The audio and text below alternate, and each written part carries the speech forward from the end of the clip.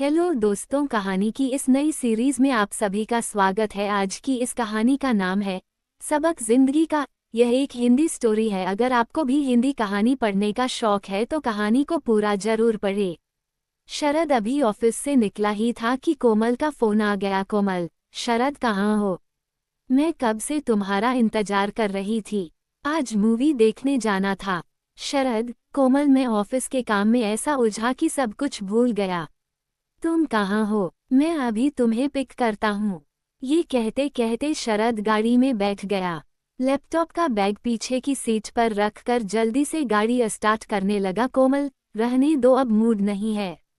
मैं 2 घंटे से तैयार होकर तुम्हारा इंतजार कर रही थी। कभी तो मेरा ध्यान रखा करो।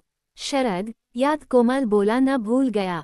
अब इतनी सी बात के लिए मूड खराब मत करो। चलो डिनर बाहर करने चलते हैं। कोमल, नहीं, अब मैं कहीं नहीं जाऊंगी और खाना भी नहीं बनाऊंगी। तुम्हें कुछ ऑर्डर करना हो तो कर देना। शरद को भी गुस्सा आ रहा था, लेकिन फिर उसने बात को संभालते हुए कहा, शरद, अच्छा बताओ क्या ऑर्डर करना है? कोमल, हर काम मेरे से पूछ कर करते हो। जो खाना हो मंगा लेना। ये कहकर कोमल ने फोन काट दिया। शरद को बहुत गुस्सा आ रही थी। पूरा दिन ऑफिस में बॉस से चिकचिक, घर पहुंचो तो बीबी के नखरे। शरद गाड़ी चलाकर घर पहुंचा। उसने कोमल को मनाने की बहुत कोशिश की, लेकिन कोमल ने उसकी एक न मानी। हार कर शरद भी बिना डिनर किए सोने चला गया। 2 साल हुए थे दोनों की शादी को। शरद और कोमल की अरेंज मैरिज हुई थी। शुरू के 1 साल तक दोनों बहुत खुश थे, लेकिन उसके बाद शरद ने एक नई कंपनी में अप्लाई किया। उसे गुरुग्राम में नौकरी मिल गई। अच्छा पैकेज था। दोनों बहुत खुश थे। वहीं शरद ने 6 महीने बहुत मन लगाकर काम किया, जो उसका प्रमोशन हो गया। गाड़ी तो शरद के पास थी। उसने एक फ्लैट खरीद लिया, जिसकी ईएमआई बहुत ज्यादा थी। शुरू में लगा कि चलो देखा जाएगा, लेकिन उस अपार्टमेंट में रहने का सुख ही अलग था। इसी सुख को पाने के चक्कर में हर महीने 12-12 घंटे काम करके भी ईएमआई भरना मुश्किल होता जा रहा था। इधर कंपनी के बॉस को उसने मकान के मरम्मत में बुलाकर एक और गलती कर दी। बॉस को जैसे ही पता लगा कि इसने 20 साल के लिए ईएमआई बांध ली है, अब कहीं जॉब छोड़कर नहीं जा सकता। उसने शरद से ज्यादा काम लेना, बात बात में उसे नीचा दिखाना। जो काम उसका नहीं था वह भी उस पर लाद दिया। शरद बेचारा सब कुछ सहकर भी कोमल को खुश रखने की कोशिश करता था। इधर छोटे शहर से गुरुग्राम के अपार्टमेंट में आई कोमल अब यहाँ के तौर तरीके सीखने लगी थी। सोसाइटी में रहने वाले लोगों से दोस्ती हो गई। अब उनके जैसे लाइफस्टाइल को अपनाने के चक्कर में अनाप शनाप खर्च करने लगी। कोमल के लिए लाइफ केवल एंजॉय करने के लिए थी। कोमल को हर दिन घूमने जाना था। मूवी, थिएटर, बाहर डिनर, इन सब का शौक लग गया था, क्योंकि स्टेटस अपडेट करना था। इसके अलावा वह शरद के साथ महीने में एक बार टूर प्लान कर लेती थी, जिसे न चाहते हुए भी शरद को मानना पड़ता था। शरद की जिंदगी पत्नी और बॉस को खुश करने में बर्बाद हो रही थी। खर्च कम करने की बात पर घर में लड़ाई हो जाती थी। कोमल, बाकी लोग भी तो मेंटेन कर ही रहे हैं, सिर्फ सोच का फर्क है। जैसी आदत डालोगे वैसी डर जाएगी। शरद, उनकी और हमारी कमाई में जमीन आसमान का अंतर है। इनमें से कुछ लोग तो बहुत पहले से यहाँ रह रहे हैं। हमें अभी 20 साल ईएमआई भरनी है। कोमल, तुम कहीं और जॉब के लिए अप्लाई भी तो नहीं करते। तुम भी तो इसी कंपनी से चिपके रहना चाहते हैं। हो सकता है अच्छा पैकेज मिल जाए। शरद, नौकरी बदलने के रिस्क के लिए सेविंग होनी चाहिए।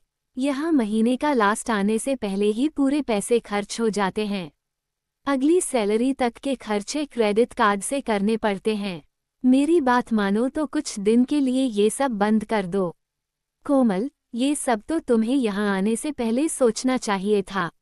मेरी कितनी बेइज्जती होगी। मैंने तुम्हारी भी कितनी तारीफ की है यहाँ सोसाइटी में। उसका क्या, ये लोग हमें बहुत अमीर समझते हैं। मैं ये सब नहीं कर सकती। तुम्हें किसी तरह अपनी इनकम बढ़ानी होगी। शरद चुप रह गया। वह अंदर ही अंदर घुट रहा था। शादी से पहले छोटे से शहर में एक छोटा सा कंप्यूटर इंस्टीट्यूट चलाता था। कितना सुखी थे। सुबह क्लास होती, दोपहर को खाना खाने घर आता, फिर 2-3 घंटे आराम करके शाम की क्लास के लिए निकल जाता। रात को 10 बजे घर आता तो कोमल गरम गरम खाना परोसती। तरक्की के चक्कर में माता पिता को भी छोड़ दिया। उन्होंने कितना मना किया था, बेटा जो मिल रहा है उसमें सब्र कर, लेकिन उनकी एक बात नहीं मानी। तब तो गाड़ी खरीदने का शौक था, एक बार अपना घर क्या छोड़ा, एक बार भी माता पिता से मिलने नहीं गया। छोटा भाई वहीं इंस्टीट्यूट चला रहा है, बार बार फोन पर कहता है भैया मुझे भी वहीं बुला लो। अब उसे कैसे बताऊं कि यहाँ आकर उसने क्या खोया क्या पाया। आज सुबह जल्दी मीटिंग थी, सुबह जल्दी जाने के लिए कोमल को बोला था, लेकिन जब शरद सुबह तैयार हुआ तो पता लगा कोमल सोकर ही नहीं उठी है। बिना नाश्ता किए, बिना टिफिन लिए वो ऑफिस पहुंच गया। आज बॉस ने उसे और उसके साथ काम करने वाले 3 लोगों को नए टारगेट समझा दिए। इंक्रीमेंट का लालच देकर पिछले 6 महीने से लगातार टारगेट बढ़ाता जा रहा था। आज के टारगेट पूरा करने के लिए शरद को संडे भी काम करना पड़ेगा। इतना बोझ उठाना उसके लिए असंभव था। मीटिंग के बाद वह बॉस के केबिन में गया। बॉस, आओ शरद, तुम बहुत काबिल हो, मुझे विश्वास है ये टारगेट तुम जरूर पूरे कर लोगे। शरद, सर ये रहा मेरा रिजाइन, में 1 महीने का नोटिस पीरियड पूरा करके चला जाऊंगा। बॉस, ये तुम क्या कह रहे हो, अपने करियर से खिलवाड़ कर रहे हो, तुम्हारे घर की ईएमआई का क्या होगा। शरद, सारे क्लेश की जड़ वह हाई सोसाइटी का घर ही है, जिसके कारण मेरी जिंदगी नर्क हो गई है। इसी ईएमआई ने मुझे तुम्हारा गुलाम बना रखा था। मैं वह फ्लैट बेच रहा हूँ। इससे पहले कि बॉस ज्यादा सवाल जवाब करता, शरद तेजी से बाहर निकल आया। आज वो बहुत हल्का महसूस कर रहा था। उसने प्रॉपर्टी डीलर्स को फोन किया और फ्लैट को बेचने के लिए बोला। शाम को शरद घर आया तो कोमल ने कहा, कोमल हम कल कहीं घूमने चले क्या, तुम कल की छुट्टी ले लो। शरद, कोमल अब बस 1 महीने की बात है, उसके बाद बस छुट्टी ही छुट्टी है। कोमल, क्या मतलब। शरद, मैंने नौकरी छोड़ दी है, इस फ्लैट को बेच रहा हूँ, जो भी पैसा मिलेगा उससे लोन चुक जाएगा। हम वापस अपने घर जा रहे हैं। इस मॉडर्न सोसाइटी ने मेरा सुख चैन और जहाँ तक कि तुम्हें भी छीन लिया। अब तुम्हें मेरी को फिक्र नहीं। अपने इंस्टीट्यूट में जरा देर होने पर तुम फोन पर फोन करती रहती थी कि जल्दी आ जाओ, मैं भी भूखी हूँ, यहाँ मैं नाश्ता करूँ या नहीं, टिफिन बने या नहीं, तुम्हें कोई परवाह नहीं है। 1 महीने जितने मजे करने हैं कर लो, मैंने पिताजी को फोन कर दिया है, हम वापस आ रहे हैं, वही इंस्टीट्यूट चलाएंगे। कोमल, ये तुमने क्या कर दिया, सब बर्बाद कर दिया। शरद, बर्बाद नहीं, ये सब कभी हमारा था ही नहीं। दूसरों की होड़ के चक्कर में अपना सुकून खो बैठे। एक बार सोचकर देखो अगले 20 साल में मेरा क्या हाल होता। ईएमआई वही रहती, मेरे काम करने की शक्ति घटती, खर्चे बढ़ते। एक दिन ऐसा होता कि शायद इस ऐशो आराम के चक्कर में मैं ही नहीं रहता। ये सुनकर कोमल के होश उड़ गया। इस तरह तो कभी उसने सोचा ही नहीं। कोमल, मुझे माफ कर दीजिए, दूसरों के चक्कर में मैं आप पर ध्यान देना ही भूल गई। आप सही कह रहे हैं, हम वापस अपने घर चलते हैं।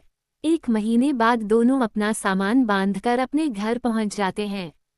माता पिता बहुत खुश होते हैं। उसके बाद दोनों भाई मिलकर इंस्टीट्यूट चलाने लगते हैं। आपने इस कहानी से क्या सीखा, कमेंट में जरूर बताएं।